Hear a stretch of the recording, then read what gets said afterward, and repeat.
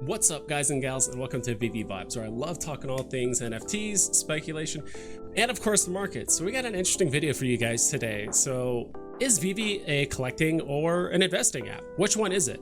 I actually originally got this idea from the Veve AMA, but also from Veve Price Predictions, as well as Superstar Money. Both of those guys are great content creators, and they both had some really interesting points as to why they think Veve is either a collector's app or an investing app, which is kind of funny because both of them actually kind of argued different points. One argued it's more collecting, one argued it's more investing for the most part. So I kind of took some of those arguments, gave my own spin on it, and even just kind of some community sentiment towards why people are either in agreement, upset, or kind of indifferent whether Veve claims to be either a collecting or investing app. So before we jump into it, on the left side here you can see HRO Vibes. If you want to follow me on Veve, both the Fastos and Ultraverse Steamboat Willie at 9.999 million is where you can find me. And of course, thank you Musky Doge, Dr. Tito Maza, Yada Dog, and of course Cryptos and Taco, another amazing content creator that just entering the space. I watched a couple of his videos. He has some really good input, so I highly suggest you guys check him out next time as well. So yeah, we'll go ahead and jump into it. I don't have any like visual aids to show you guys or anything like that, so you guys can just kind of just put me on in the background if you want. But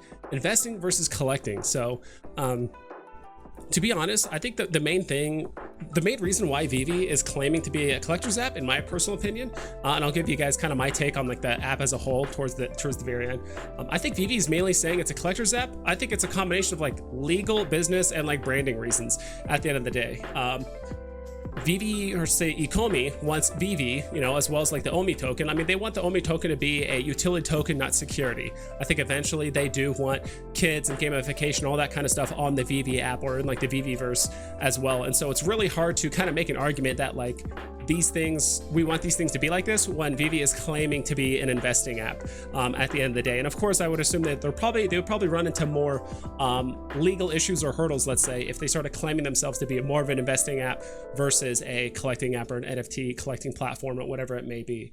They could also be making these statements too as well to kind of like scare off flippers or maybe those like meme coin investors and those kind of people. I mean, honestly, we can see what's going on with OMI right now. Like OMI right now is like pretty much at a 52-week low for the most part. And I'm willing to bet that a lot of people that have OMI and Veve are holding OMI. They're not selling it as far as I know. At least the majority of people don't seem to be selling their OMI. It's mostly just the meme coin investors. So until OMI gets more utility, people are just going to treat it as such, as just another altcoin that they can just kind of flip for profit, manipulate the market, whatever it is. So I do think Veve is trying to be cognizant of keeping flippers or short-term gainers or people that are looking to manipulate the market out by saying Veve is a collector's app, because I think just innately collectors are people are like usually the most dedicated. They usually obviously have some money and some capital to actually invest in things that they like, and Veve knows they have some big IPs that do have a lot of collectors. Like look at Marvel, DC, Disney, Coca-Cola, like stamps. Like those are some of like the biggest things that you can possibly collect in the world physically. So Veve is just providing a digital counterpoint or a digital variation of it. Also, I like how Superstar Money also talked about collector investors. So in my opinion, I think, not my opinion, but I would tend to argue, again, I'm not a physical collector myself. I do consider myself somewhat of an investor, but I am interested now in collecting because of Veve. But I would assume that there are some collectors out there that do view collecting as a form of investing. It's fun, right? Like, why would I invest? It sounds so much more fun to invest in comics of my favorite superheroes and just kind of wait a few years, 5, 10, 15 years or whatever it is, and sell it later for a profit. And plus I can look at it and all that stuff. That's way more fun than investing in some no-name or corporation that does government funded projects, all that kind of stuff where it's like, yeah, it could make a lot of money, but it's just not as fun. You can't really talk about it and it's just running in the background, right? It's not something tangible that you can really show off. So we had investor or collector investors, even investor collectors. I kind of feel like I've fallen in that category. To be quite honest, like when I first started Veve, I just used it. I'm like, the IPs are cool, but I almost just strictly use it as a investing opportunity. I just wanted to make money, buy stuff, flip it in a year, 2 years, 3 years, whatever it is. And I think that's the other kind of like misconception too. A lot of people think like investing is just short-term flippers. Like there aren't, I'll talk about that topic a bit later, but for me, it was like Steamboat Willie. Like I bought Steamboat Willie because I knew as an investor, it would do really well, but I kind of become a collector of it now. Like even it was at its all-time high, I could have sold it. I thought about selling it at least like 10 or 15 times, but I think the collector side of me just kind of like came out. I'm like, hey, like this is really cool. I think it's going to do well in the future, not only just financially, but also I do think as more people enter the platform, they're going to appreciate having Steamboat Willie, because in my opinion, I think the next best Mickey to have on the platform, unless you can afford, at least right now, the 8, 9, 10 grand to buy a Walt, like Steamboat Willie's the next best option, I think, if you like Mickey Mouse a lot. You know, and also I've even entertained the idea of buying physical comics. Like I really want to buy NYX, New Mutants, as well as the, gosh, I'm trying to remember the other one that I would like to invest in at some point, like the physical comics. Like I would love to buy those at some point. So even despite the market sentiment, there's some things that I like treated as an investment initially, then kind of became a collector along the way, just because I knew, you know, and I do think also when investments are down, you kind of start becoming a collector because you're looking at the investment a lot, and maybe you are starting to collect whatever it may be. Also, I mentioned before, I don't think collectors and investors are so different. Like investors, do investors claim like, oh, I'm a stock collector? Like, no, they invest in stocks. And even collectors have a certain price point that they're probably willing to sell their collectibles for. Like, I think people say collectors in a way where it's like, collectors are people that never sell, that, you know, they buy and they're going to hold it for 5-10 years no matter what. It's like, all right, you telling me that there's a collector out there that has a piece that's worth $500,000 and they're never going to sell it, you know, assuming that they're not a whale and they don't need the money or whatever.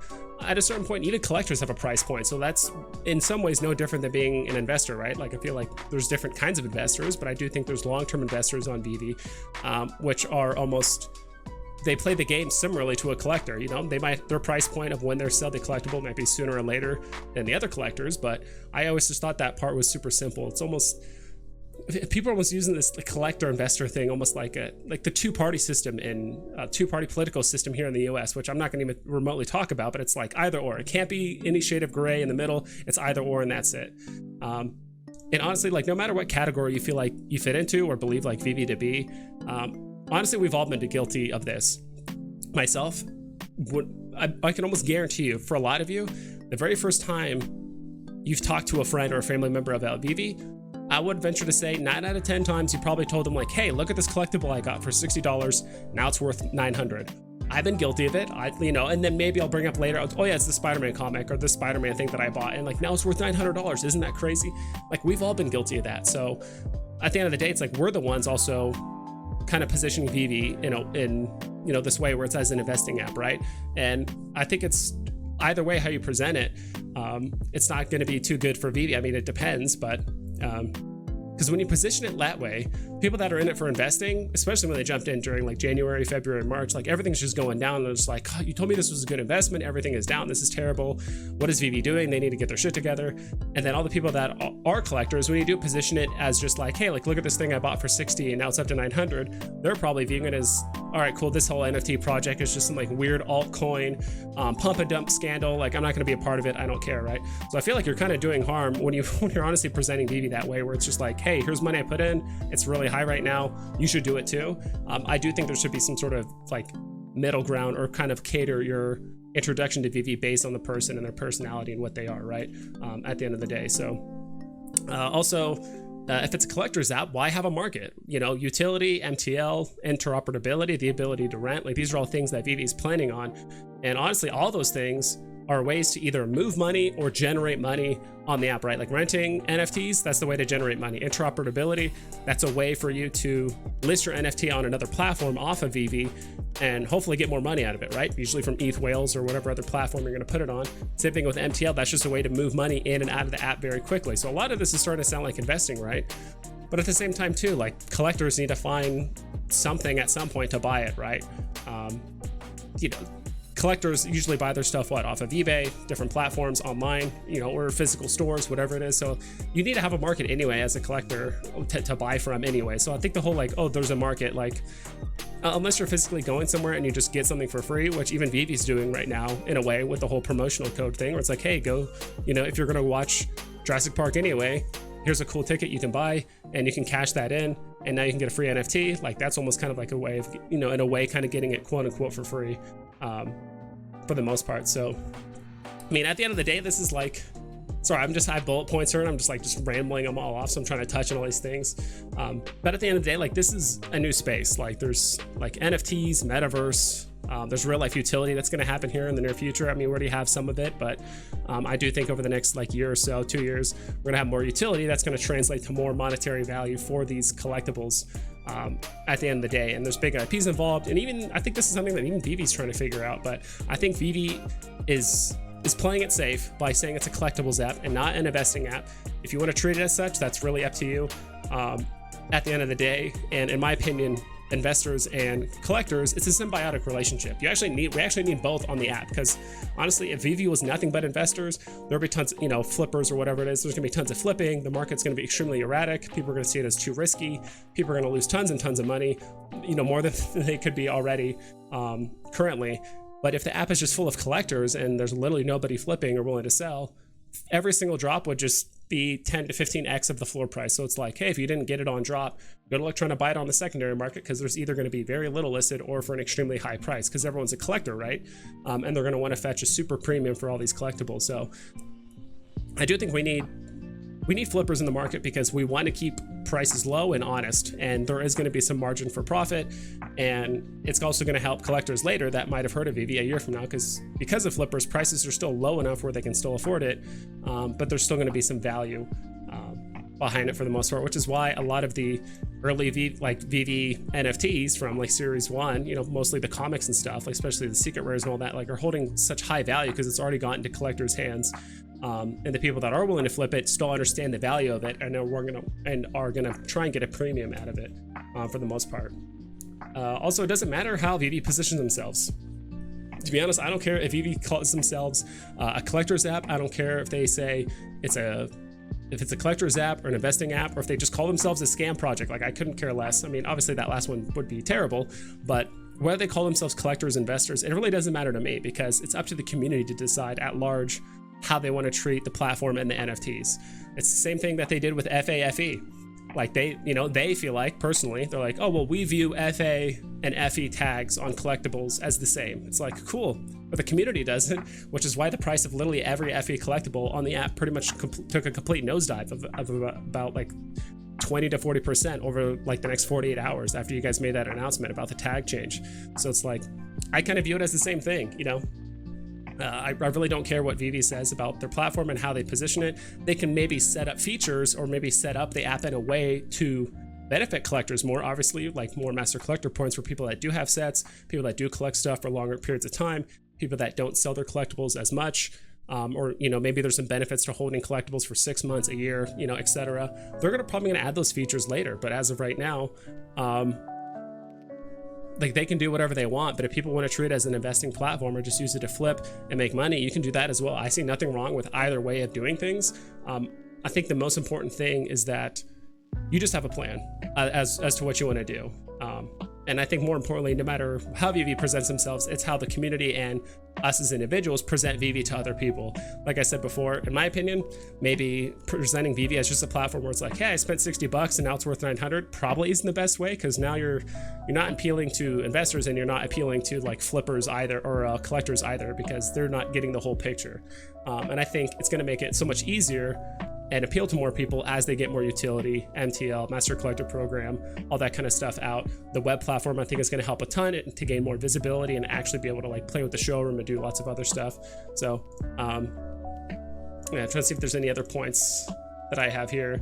Yeah, and my stance, to me personally, like my stance on Veve, it's both a collecting and investing app. However you want to treat it, it's up to you at the end of the day, because I do think collectors and investors / flippers, they need each other in order for the market to work.